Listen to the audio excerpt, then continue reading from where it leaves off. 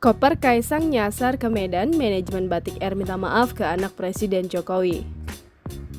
Manajemen Batik Air meminta maaf terkait kasus koper Kaisang yang nyasar ke Bandara Kuala Namu, Medan, Sumatera Utara. Koper Kaisang Pangarep, putra Presiden Jokowi, seharusnya terbang ke Bandara Juanda, Surabaya, tetapi dibawa pesawat Batik Air ke Medan, Sumatera Utara. Corporate Communication Strategic of Batik Air, Danang Mandala Prihantoro menjelaskan, koper Kaisang telah diserahkan pada Senin 14 November 2022 dini hari.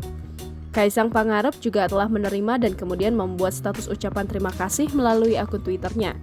Batik Air kemudian membuat pernyataan tertulis.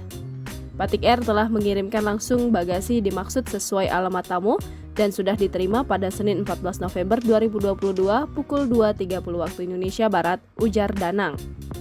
Menurut Danang, Batik Air saat ini masih melakukan proses investigasi di internal mengenai ketidaksesuaian memasukkan bagasi pada pesawat udara yang dioperasikan sesuai nomor penerbangan dan kota tujuan.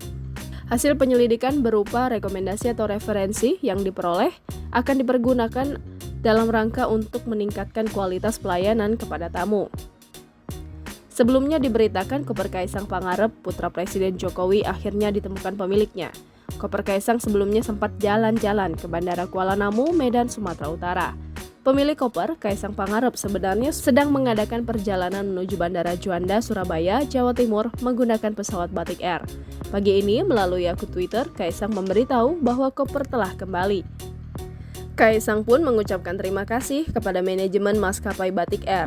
Wartakotalive.com belum mendapat konfirmasi dari manajemen Batik Air bagaimana proses koper Kaisang Pangarep tersebut bisa sampai ke Bandara Kuala Namu, Medan.